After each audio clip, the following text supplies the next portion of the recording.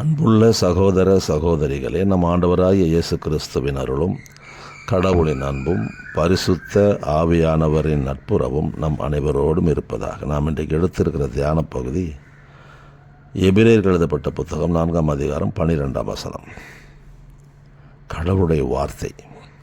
கடவுளுடைய வார்த்தை உயிருள்ளது, ஆற்றல் வாய்ந்தது, இரு பக்கமும் வெட்டக்கூடிய எந்த வாளினும் கூர்மையானது, ஆன்மாவையும் ஆவியையும் பிரிக்கும் அளவுக்கு குத்தி ஊடுருவுகிறது, எலும்பு மூட்டையும் மஜ்ஜையையும் அவ்வாறே ஊடுருவுகிறது, உள்ளத்தின் சிந்தனைகளையும் நோக்கங்களையும் சீர்தூக்கி பார்க்கிறது. இறை வார்த்தையின் சிறப்பை இந்த பகுதி நமக்கு அழகாக படம் பிடித்து காட்டுகிறது. ஏன் இந்த வார்த்தைக்கு இவ்வளவு வல்லமை?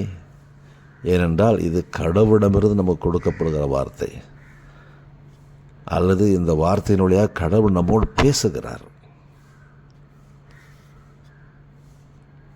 இது கடவுளிடமிருந்து வருகின்ற வார்த்தை என்பதனால தான் இதற்கு அழிவே இல்லை என்று சொல்கிறார்.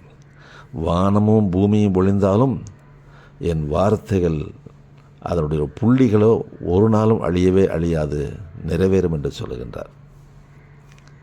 ஏசாயாவில் அழகாக சொல்லுவார், இறை வார்த்தை, கடவுளுடைய வார்த்தை எந்த நோக்கத்திற்காக கொடுக்கப்படுகிறதோ அந்த நோக்கத்தை நிறைவேற்றாமல் அது திரும்பாதான். இந்த வார்த்தையுடைய சிறப்பு நிறைய சொல்ல முடியும். இந்த வார்த்தைகளுக்கு வல்லமை உண்டு. இயேசுடைய சீடர்கள் இயேசுவோடு இருந்து கற்றுக்கொண்டதை இயேசுவுக்கு பிறகு செயல்படுத்துகிறார்கள், அதிசய அற்புதங்களை செய்கிறார்கள்.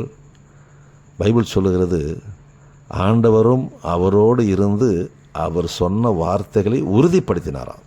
எதன் மூலமாக? அதிசய அற்புதங்கள் மூலமாக. அப்போ இந்த வார்த்தைகள் அதிசய அற்புதங்களை செய்யத்தக்கதான வார்த்தைகள். இது நம்முடைய சுயத்தை அழிக்கும் வார்த்தைகள். நான், எனக்கு, எனது, என் குடும்பம் என்று இல்லாமல் பிறரையும் அன்பு செய்ய வைக்கும் வார்த்தைகள், பிறருக்கு நன்மை செய்வதற்கு நம்மை தூண்டுகிற வார்த்தைகள்.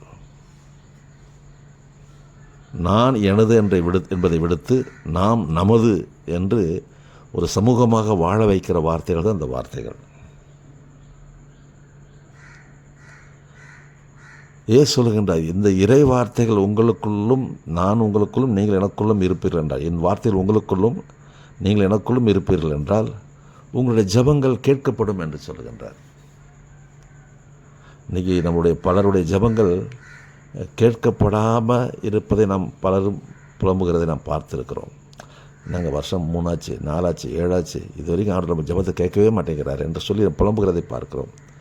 அதுக்கு ஒரு எளிய வழியை சொல்லுகிறார், நீங்கள் எனக்குள்ளும் என் வார்த்தை உங்களுக்குள்ளும் இருந்தால் உங்களுடைய ஜெபங்கள் எல்லாம் கேட்கப்படும் என்று சொல்லுகின்றார். இந்த வார்த்தைகள் கடவுள் வார்த்தை என்பதனாலே இவைகள் நம்மளை கண்டித்து உணர்த்தி திருத்தி நற்செயல்களை செய்வதற்கு நம்மை ஏவுகிறதாம். பவுல் அப்படி தான் நம்ம கற்றுக் கொடுக்கின்றார். இந்த வார்த்தை மிக முக்கியமான ஒரு காரியம் செய்கிறது என்னென்னா, இயேசுவை நமக்கு அறிமுகப்படுத்தி இயேசுவை மீது நம்பிக்கை வைப்பதற்கு நமக்கு தூண்டுதலாக இருக்கிறது. இறைவார்த்தையில் கேட்கும்போது இயேசு மீது நம்பிக்கை உண்டாகிறது. இறைவார்த்தை தொடர்ந்து கேட்டுக்கொண்டே இருப்போம் என்றால், வாசித்து கொண்டே இருப்போம் என்றால் இயேசு மீது நம்பிக்கை பெருகுகிறது. கடைசியாக ஒரு காரியம், இந்த இறைவார்த்தை என்ன பண்ணுமா?